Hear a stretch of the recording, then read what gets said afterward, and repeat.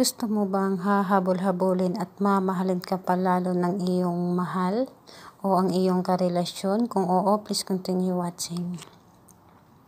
Hello mga guys, kumusta kayo? Panibagong araw, panibagong video na naman tayo, no? And sa araw na ito ay ituturo natin sa inyo ang simpleng pamamaraan o simpleng gabay na posibleng makakatulong sa atin. And bago ang lahat, gusto ko lang magdi-disclaimer, no? Sa mga taong hindi naniniwala o hindi gusto sa ganitong video, please skip this video and maghanap kayo ng videos na gustong-gusto nyo, no? Dahil ang video ito is para lamang sa mga taong naniniwala and gusto mag-try. And ayun na nga guys, ikaw ba'y gusto mong mamahalin ka palalo ng iyong karelasyon o hahabol-habulin ka, mapa-LDR pa man yan, o pwede ito sa babae to babae, lalaki to lalaki, as long na nagmamahalan kayo, no? O sa iyong asawa, pwede mo itong gawin sa iyong jowa na malayo kayo. And ayun na nga guys, bago natin umpisahan, no, kailangan natin ng mga materialis, no, na materialis na simpleng-simple lang, and alam ko meron kayo na hindi kayo gagastos, no. And kailangan lang natin una, papel, kahit notebook lang, no, papel, medyo malaking papel, isang notebook lang, kahit punit lang na papel. Pangalawa, panulat lang. And ayun na nga, bago natin ito gagawin, kailangan is gustong-gusto natin gagawin, no? Dahil kung gagawa ka nito na gusto ka lang magpantasya o gusto mo lang mag-trip, hindi ito gagana, no? Kailangan is gustong-gusto mo talaga gagawin na galing talaga sa iyong puso. And kung gagawa kayo nito is kailangan wala kayong galit sa iyong gagawa, no? Ang kailangan lang natin is yung mapamahal siya ng husto sa atin, hahabol-habulin tayo at hahanap-hanapin tayo, no? And ayun na nga guys, bago natin, sa paggagawa nito is kailangan lang natin ng isulat natin ang pangalan at apelyido ng 6 na beses, no? Kailangan natin isulat ang totoong pangalan talaga, hindi pwedeng palayaw. And kailangan habang nagsusulat ka nito is siya ang iyong iniisip, no, na galing talaga sa iyong puso ang iyong ginagawa, no? Siya talaga ang nasa isip mo. And una, isusulat natin pangalan niya at apelyido. Kung alam mo yung kanyang middle name, isulat mo na lang, pero kung hindi ka sigurado, wag na lang. Basta pangalan at apelyido, pangalan, apelyido, pangatlo, pangalan, apelyido, pang-apat, pangalan, apelyido, pang-5, pangalan, apelyido, pang-6, pangalan, apelyido. 6 na beses mo itong uulit-ulitin, no, sa pagsulat ng pangalan at apelyido niya. And yung kahilingan natin is idudugtong natin niya. Halimbawa, pangalan niya, apelyido, idudugtong natin itong ating magic words, no, L2 sa dudugtungan mo dito. Ayan, delete ko, no, kasi hindi na magkasya sa ating papel. Kayo na bahala magkasya sa inyong papel, no, kapag kayo na ang magsulat. L2 sa maging patay na patay ka sa akin, hahanap-hanapin mo ako, habol-habulin mo ako. Yun lamang po ang ating gagawin, no. Kailangan babanggitin mo ito. Una, pangalan niya, tapos hiling, L2 sa maging patay na patay ka sa akin, hahabol-habulin mo ako o hahanap-hanapin mo ako. Ikaw na bahala yung magtugtong dito, no. Isinulat ko na lang itong L2 sa. Kasunod, L2 sa pangalan niya, apelyido, L2 sa maging patay na patay ka sa akin, hahabol-habulin mo ako, hahanap-hanapin mo ako. Pangalan niya, apelyido, L2 sa maging patay na patay ka sa akin, hahabol-habulin mo ako, hahanap-hanapin mo ako.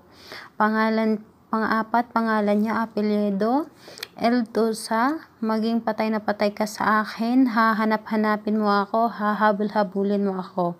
Pang-5, pangalan niya, apelyido, L2 sa Maging patay na patay ka sa akin, hahanap-hanapin mo ako at hahabol-habulin mo ako.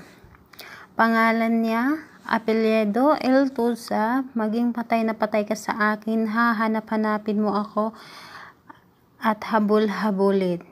Ayun lamang po ang ating, hindi ko na isinulat, no? Basta ay yun na ang ating idugtong dito, kumbaga ang ating magic words na siya ang dahilan bakit tayo hahabol-habulin niya. At gagawin natin ito, pero pagkatapos mo itong isulat lahat, no, yung pangalan, apelyido at hiling natin dito, is lalagyan natin ng signature mo dito. Magsi-signature ka, no, pipirmahan mo dito ng perma mo. And ayun na nga, kailan ba natin ito gagawin, sis? Gagawin natin ito bago tayo matulog ng pili ka lang sa araw. Pwede natin ito gagawin ng Monday or Tuesday lamang. Pili ka lang sa araw at bago mo ito gagawin, bago ka matulog, yung papatulog ka na, no? Bago mo ito gagawin, yung matutulog ka na, papunta ka ng matulog. And pagkatapos mo itong gagawin, huwag mo kalimutan mag-signature kayo dito sa baba, no? Kumbaga, nagsi-signature kayo na, kumbaga, tawag nito na maging hahabol-habulin ka na niya at sa'yo talaga siya pupunta, no? Kumbaga, pagmamay-ari mo na siya. And tupiin mo lang ito papunta sa iyo.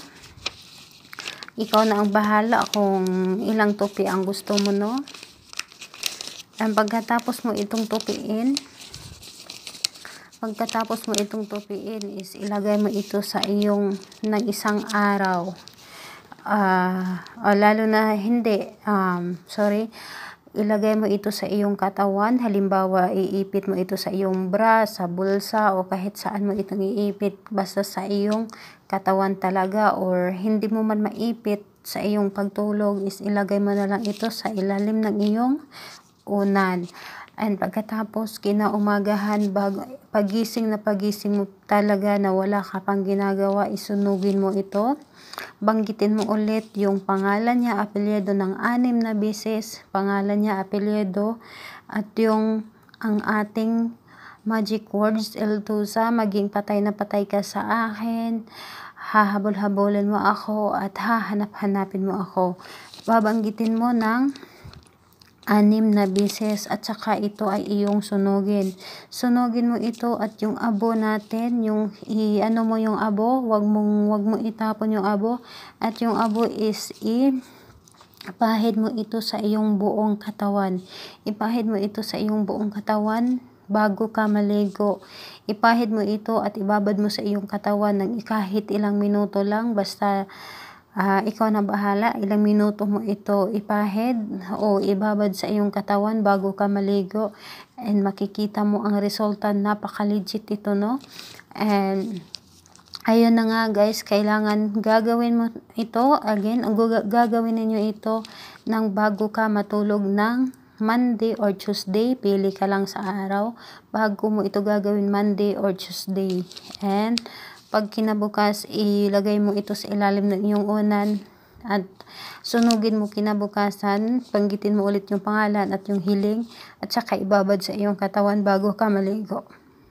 And ayun na nga guys, yun lamang, and don't forget to subscribe to my channel, and good luck sa mga gagawa nito, and sana ay maging positive ito sa inyo, no? Kailangan think positive lang para galing talaga sa ating puso ang ating ginagawa para maging matupad ng mas madaling panahon ang ating ginagawa, no? Salamat everyone. Bye-bye.